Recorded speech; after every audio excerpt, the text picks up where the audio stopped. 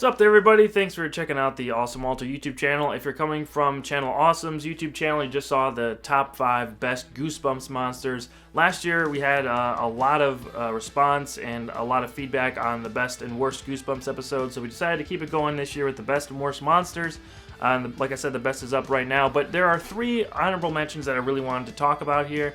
They just barely missed out on the list, and one of them, the number 6 one, was really close, but we'll get into why I left off the list in a second here. But yeah, we have just 3 honorable mentions. Goosebumps, obviously a lot of people still talk about. They're still doing the movies now from 2015, the Jack Black movie where he played R.L. Stine, which I will be reviewing here pretty soon, and the new movie that's coming out next week. Goosebumps 2 Haunted Halloween, I think it's called. So that's going to be in theaters as well. So the Goosebumps brand is still out there. It's still relevant, and a lot of people still talk about it. And I wanted to just break down these 3 monsters right now. We'll get into it with number 8. So take it away. Aunt Dahlia from An Old Story.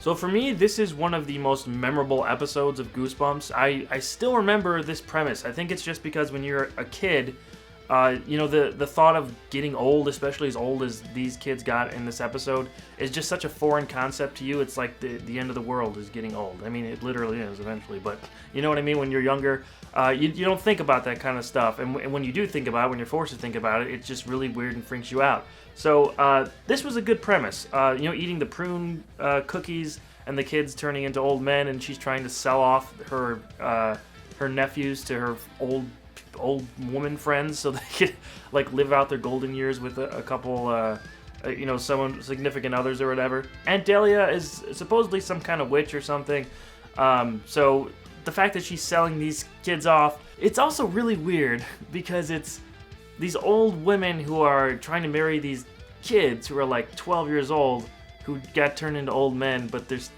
still like 12 years old, so kind of weird there. But anyway, yeah, Aunt Dahlia is a really good villain, just from the fact of someone that you trust, supposed to be the aunt. I guess in the book that she's not, they revealed that she's not even their aunt, she's not related to them, but in the episode I believe she is, so it's just interesting to see someone who's you're supposed to trust. It's an aunt the kids obviously know, they've seen her before, they know who she is, and then she just suddenly turns on them and is this terrible, horrible person who tries to turn them into old men. It definitely is something that sticks with you, and this is one of the premises, like I said, that stuck out in my head for a long time. The kids in this episode actually did a pretty good job acting. I've seen at least one of them before on maybe, I think, an episode of Are You Afraid of the Dark or something. They have the old men makeup. At first, when they were like in between, like it didn't look great, but then when they actually had the full old men bald makeup, they actually looked pretty good, and the kids did a pretty good job, I thought, in this episode, acting like old men and stumbling around and things like that. So I thought on that end of things, the performance end of things, it was pretty good. Aunt Dahlia herself is, once she's revealed to be this bad guy, she does really well as this kind of conniving, witchy sort of person. So I thought she pulled it off really well. And also the part where they throw the prune juice in her face and her face melts like in Raiders of the Lost Ark, or I guess more accurately Last Crusade, because she ages and just turns to skeleton and dust like they did in Last Crusade. So yeah, that was a cool effect. It didn't look too bad, actually. And the whole premise of getting baby food to turn them back into young men, or to kids 14 or 12 years old, however old they were. That was pretty clever. And then they had the twist at the end of the episode of one of them ate too much and he turned into a baby. So now the other kid's trying to make him eat the prune cookie again so he could turn back into a full 12-year-old kid again, to even that out. Interesting stuff. So yeah, this one always stuck out to me. I had to at least mention her, Aunt Dahlia, in this in the Countdown Continued, and as an honorable mention on the top 5 best Goosebumps monsters. But there are 2 more that I wanted to talk about, so let's get to number 7. Dr. Brewer's clone in Stay Out of the Basement. So this is another episode, another 2-parter actually, that is another very memorable premise for Goosebumps that's stuck out in my brain specifically, which is about, and it's also the same kind of thing with Aunt Dahlia being this character that the kids trust. This time it's a dad, it's a father of these 2 siblings, Dr. Brewer, who is a botanist and works with plants and things and is doing these weird experiments in the basement.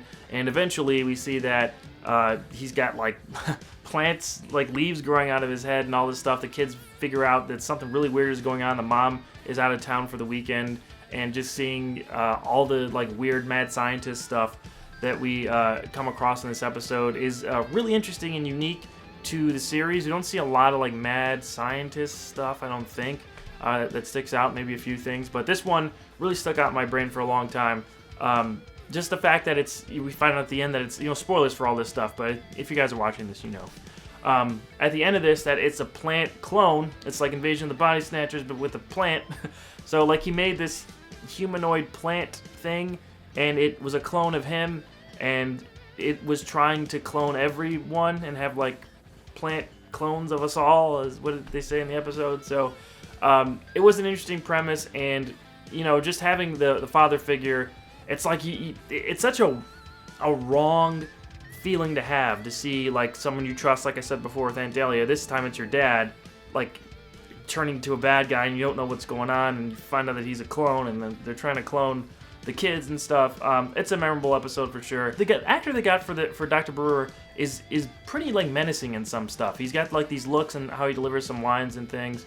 And when we see him, when we're not supposed to see him, when he thinks he's in private, and you see like plant green blood coming out of him or whatever, and then seeing him like eat the plant food and things like that, it's unsettling at some points still, and I just thought the actor did a really good job of portraying like this guy who's just really angry and mad all the time, and he's up to something, but we don't know what it is, and the kids are unsure of what happened to their dad. And there's the cool twist at the end that happened where, like I said, we see that he was a clone, a plant clone, and then at the end we even have the flowers start talking to the daughter, like, I'm your real father. And they all start talking, and it's really weird. But that's Goosebumps for you. And this villain was it's like, I don't know about scary enough, but unsettling, and just as a kid definitely made me feel off that this was supposed to be their dad.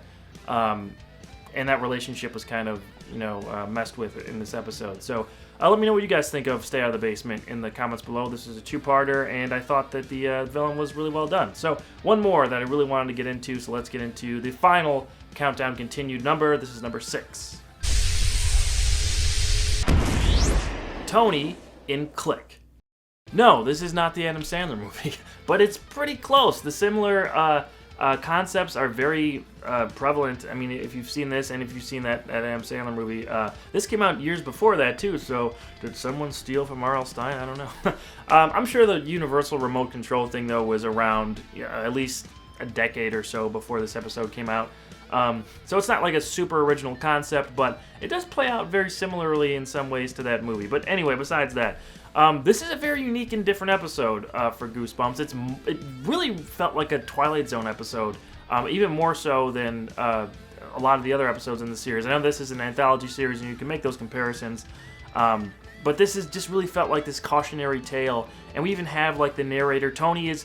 See, this is where I had a problem putting Tonie on the top 5, because he's not really a monster. I mean, like, he kind of is. He's kind of a bad guy, but not really. I mean, the real bad guy in this episode is the kid, who is the same kid who played Skipper in Attack of the Mutant, who did really well on that, but this is a completely different character for him, and that shows his range, because this kid was really good, I thought, in Attack of the Mutant, and in Click, he's playing like almost like this bully type. He's not a very redeeming character, not a lot to like about him.